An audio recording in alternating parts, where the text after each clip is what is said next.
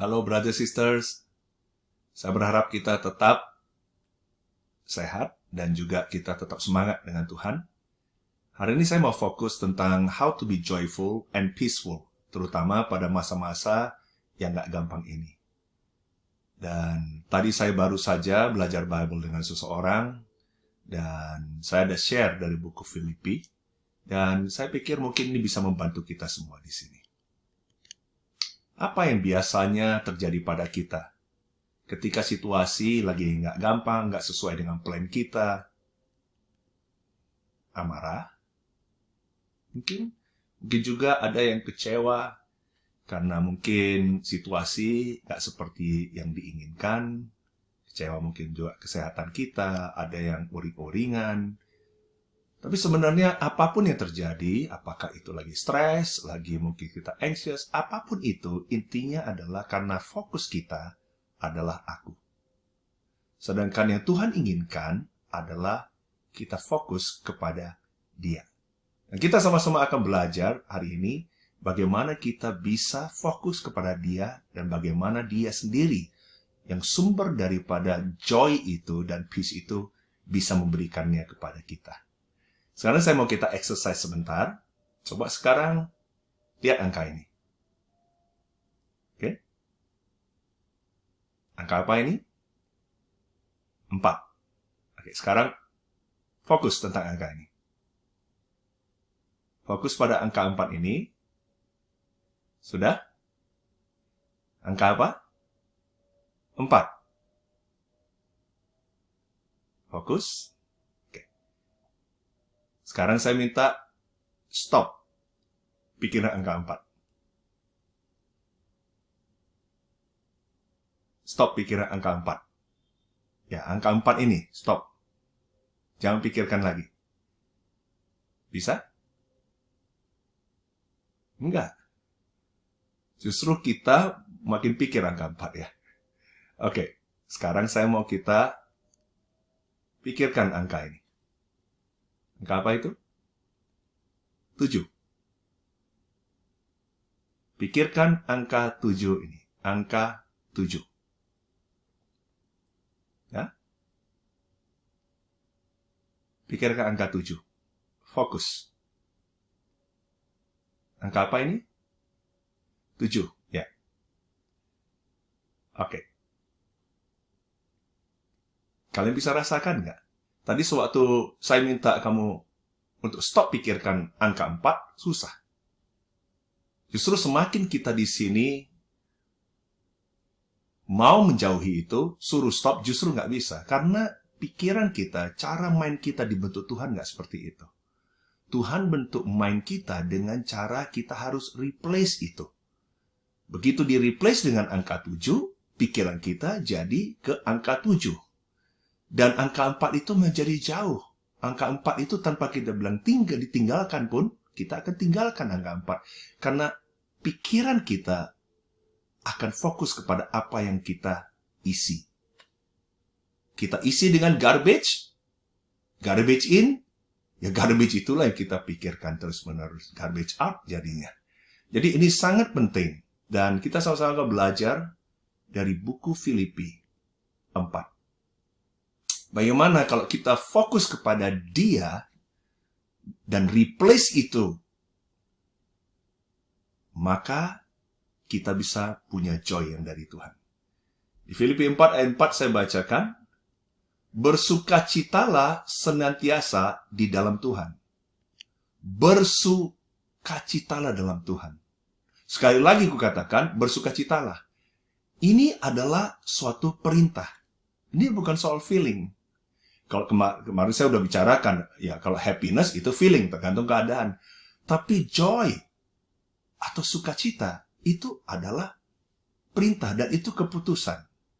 Jadi kalau kita di sini decide bahwa saya bersukacita senantiasa, tentu keadaan semuanya nggak ada yang enak, ada yang painful, sekarang lagi nggak enak.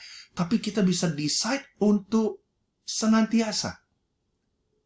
Bisa kita punya joy itu dalam Tuhan. Karena Tuhan tetap sama. Tuhan tetap luar biasa. Apapun yang terjadi, Tuhan tetap sama. Kemarin, hari ini, dan selama-lamanya. Jadi kita perlu decide untuk bisa sukacita. Kemudian dia katakan lagi, hendaklah kebaikan hatimu diketahui semua orang. Tuhan sudah dekat. Kenapa dia bicara tentang ini? Supaya kita tahu bahwa Paulus, dia menuliskan surat Filipi ini dari penjara. Situasinya nggak gampang. Bayangkan dia di Roma, dia di borgol, dia masuk dalam ruangan, nggak keluar, nggak gampang situasinya. Seperti kita mungkin sekarang harus stay home, kita nggak bisa lakukan banyak hal yang kita mau lakukan. Tapi bayangkan Paulus, bukan hanya sekarang dia dibatasi, tetapi lebih dari itu dia menghadapi masalah hidup mati. Dia menunggu satu keputusan yang sebenarnya tidak fair dalam hidup dia, dan ini masalah hidup mati dia. Tetapi tahu nggak? Dia tetap bisa decide untuk sukacita, dan bukan hanya itu, dia pastikan bahwa hidupnya senantiasa keluar kebaikan itu. Di dalam bahasa Yunani daripada kata kebaikan ini, di dalam terjemahan NIV-nya dibilang, let your gentleness be evident. Terjemahan Yunaninya, ini artinya adalah, biarkanlah kualitas hidup kamu, biarkanlah hidup kamu itu menjadi make sense bagi banyak orang. Ada juga dikatakan reasonable, ada juga terjemahan yang katakan artinya adalah in moderation. Kita hidup dalam masyarakat yang sekarang sangat terkonsum dengan materialism, dengan hal-hal yang di-offer di dunia itu, dan nggak salah untuk kita enjoy. Tapi begitu banyak sehingga orang mau lebih, dan orang akhirnya menjadi sibuk, nggak ada waktu dengan keluarga, sibuk dengan Tuhan, nggak ada waktu yang lain lagi, sehingga hidup mereka menjadi distracted. Akhirnya mereka tidak hidup dalam moderation, tidak punya balance lagi hidup mereka. Arti lain daripada gentleness adalah bagaimana hidup orang harus bisa fleksibel. Kadang-kadang orang begitu kaku. Jadwalnya sehari-hari udah sama terus. Dan kalau dia bikin plan, harus terjadi. Kalau nggak terjadi, dia upset. Dia kesel, marah, stres. Ada deadline, nggak terpenuhi. Wah, marah. Kita harus bisa fleksibel. Kita berusaha. Tapi kalaupun tidak terjadi sesuai plan kita, sesuai dengan rencana kita, kita harus tetap bisa fleksibel. Karena pada akhirnya kita tahu, kalau Yesus sudah datang kedua kali, kita tahu nggak ada deadline lagi. Plan-plan yang kita buat semua itu nggak ada artinya semua. Makanya Tuhan ingin kita di sini betul-betul sadar untuk menjaga balance dalam hidup kita. Sebenarnya Tuhan senantiasa ada beserta kita. Tuhan dekat dengan kita. Makanya dia bilang, Tuhan sudah dekat, Tuhan ada. Tapi karena kita begitu tidak ada balance dalam hidup, kita tidak hidup dalam moderation, kita tidak fleksibel, kita nggak bisa merasakan hadirat Tuhan dan sense dari Tuhan. Jadi yang kedua kita belajar adalah kita harus involvekan Tuhan. Pastikan radar kita on, pastikan kita di sini sadar senantiasa bahwa God is there. Dan kita bisa tetap mengandalkan Dia. Kemudian dia bilang, janganlah hendaknya kamu khawatir tentang apapun juga, tapi nyatakan dalam segala hal keinginanmu kepada Allah. Dalam doa dan permohonan dengan ucapan syukur. Tuhan bilang apa? Ya, kamu ada khawatir, ada ini, oke, it's valid. Tapi jangan bawa ke stres. Jangan bawa kemudian kamu blaming orang, kemudian kamu menjadi anxious terus, kemudian kamu nggak bisa tidur. Karena kuncinya bukan sekarang kamu makan obat apa, supaya makan obat penenang, makan obat tidur, untuk menghilangkan kekhawatiran kamu, tetapi justru kamu harus sampaikan itu dalam doa. Ask Him. Ask Tuhan. Kenapa orang tidak banyak spend time waktu mereka dengan doa? Karena mungkin mereka nggak percaya doa mereka didengarkan Tuhan. Atau mungkin ada yang bilang, ya saya sudah berdoa, tapi ya Tuhan nggak jawab. Sebenarnya doa adalah suatu hal yang luar biasa. Ketika kita berdoa, kita bicara pada Tuhan.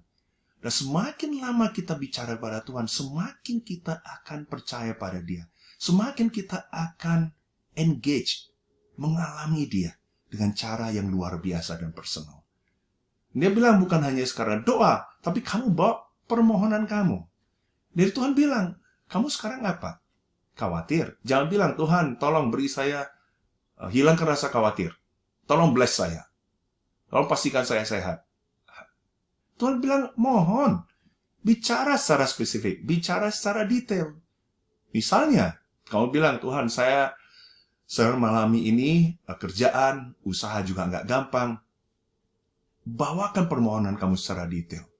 Oke, kenapa? Usaha lagi nggak gampang. Oke, kesehatan lagi nggak baik. Oh, saya sendiri rasanya kok ada hal mau saya lakukan nggak bisa. Bawakan secara spesifik. Bicara kepada Tuhan. Bagaimana? Bagaimana supaya saya sini bisa punya ide? Bagaimana saya itu bisa tenang? Bicarakan itu secara detail, secara spesifik, dan Tuhan ingin mendengarkan itu. Tapi ingat, semuanya dalam konteks doa dan permohonan itu harus dengan ucapan syukur. Coba mulai hari kita dengan ucapan syukur. Bicarakan apa yang kita grateful for. Coba thankful. Berterima kasih pada Tuhan tentang apa yang kita punya, bukan apa yang tidak kita punya. Apa yang kita punya? Kesehatan. Kita punya pasangan kita, suami istri. Kita punya anak-anak kita. Kita punya tempat tinggal. Banyak hal kita bisa grateful. Semakin kita grateful, semakin lama kita spend time sama Tuhan. Akhirnya apa yang terjadi? Kita makin percaya kepada Dia. Akhirnya Dia semakin nyata, bukan lagi aku. Akunya makin kecil, dan Dianya menjadi semakin besar. Jadi fokus pada Dia. Decide untuk kita bisa sukacita senantiasa dalam Tuhan. Involvekan Dia dalam hidup kita. Jangan kita mau run things dengan our own. Semakin kita lakukan itu, kita kehilangan balance itu. Kita menjadi ekstrim. Kita makin khawatir. Karena kita sendiri tidak meminta kepada Dia. Ask, decide, involve, ask. Filipi 4 ayat 7 katakan begini. Kalau kita berdoa tadi memohon, di dalam konteks kita grateful and thankful. Apa yang terjadi? Dia bilang, damai sejahtera Allah. The peace of God. Jadi peace itu bukan dengan kita, wah, saya cari-cari sendiri. Bukan. Kita bisa pergi ke tempat yang nyaman, enak, pergi ke Bali. Tetap aja nggak ada damai itu. Banyak orang yang bayar mahal tapi juga nggak bisa ngalami damai itu. Ini damai sejahtera Allah. The peace of God. Hanya Tuhan yang bisa berikan. Tapi ini kita bisa dapat kalau kita berdoa. Betul? Kita decide tadi. Kita involvekan Dia. Pastikan presence Dia ada sama kita.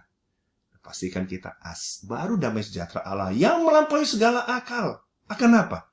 Akan memelihara hati dan pikiranmu dalam Kristus Yesus. Kenapa ini sangat penting? Supaya kita tahu, kota Filipi ini, mereka adalah koloni daripada pemerintahan Romawi saat itu. Dan bagi mereka, mereka tahu kalau mereka tunduk kepada pemerintahan Romawi, maka mereka akan di-guard. Mereka akan dijaga, mereka mendapat protection-nya. Dan Paulus menggunakan kata ini untuk katakan, kamu tahu? Kalau kamu mau tunduk kepada Tuhan, kamu minta kepada Dia, dan Dia adalah fokus kamu. Dia akan berikan damai sejahtera itu yang pasti akan guard kamu, memelihara hati dan pikiranmu. Bayangkan kalau hati pikiran kita dijaga. Kadang-kadang kita sibuk mau jaga hati pikiran kita. Enggak. Damai sejahtera Allah yang menjaga hati dan pikiran kita. Luar biasa sekali. Kemudian dia katakan, jadi ingat ya, jadi peace of God Tuhan akan berikan. Kemudian dia bilang, jadi akhirnya saudara-saudara, semua yang benar, semua yang mulia, semua yang adil, semua yang suci, semua yang manis, semua yang sedap didengar, semua yang disebut kebajikan dan patut dipuji, pikirkanlah semuanya itu. Jadi tadi kita belajar, peace of God, damai sejahtera Allah memelihara hati dan pikiran kita. Dan sekarang kalau Tuhan sudah pelihara itu, apa yang harus kita lakukan? Marilah kita lakukan bagian kita. Mari sekarang kita pikirkan yang baik itu, yang mulia, yang adil, yang suci. Mindset kita mulai harus masukkan pikiran-pikiran yang baik. Saya tahu kita harus hadapi coronavirus, tapi kalau itu terus kita masukkan dalam pikiran kita, terus kita lihat berita-berita itu terus, kalau itu masuk dalam pikiran kita, Bagaimana kita bisa punya peace of God? Nggak bisa. Justru kita sekarang harus pikirkan yang benar, yang Tuhan ingin kita pikirkan. Dan dia bilang apa yang terjadi kalau kita lakukan itu. Dia bilang, dan apa yang telah kamu pelajari, dan apa yang telah kamu terima, dan apa yang telah kamu dengar, dan apa yang telah kamu lihat padaku. Lakukanlah itu. Sekarang apa yang kamu pikir, kamu sekarang lakukan. Apa hasilnya? Jangan cuma kamu di sini cuma pikir, tapi nggak lakukan. Lakukan itu, apa yang kamu pikirkan. Yang baik itu, yang benar itu. Dia bilang, maka yang terjadi, Allah sumber damai sejahtera akan menyertai kamu. Wah, luar biasa. Tadi adalah damai sejahtera Allah, peace of God-nya. Sekarang bukan hanya peace of God-nya kita dapat. Sekarang Allahnya, the God of peace-nya, akan menyertai kita. Luar biasa kalau kita ambil keputusan untuk joyful, maka yang terjadi adalah Tuhan akan berikan kita peace of God. Dan bukan hanya itu. Ultimately, Tuhan sendiri, yaitu God of Peace, akan menyertai kita. Semoga ini mengencourage kita semua di sini. Mari bersama-sama kita fokus pada Dia dan bukan pada aku. Amin. Tuhan berkati kita semua di sini.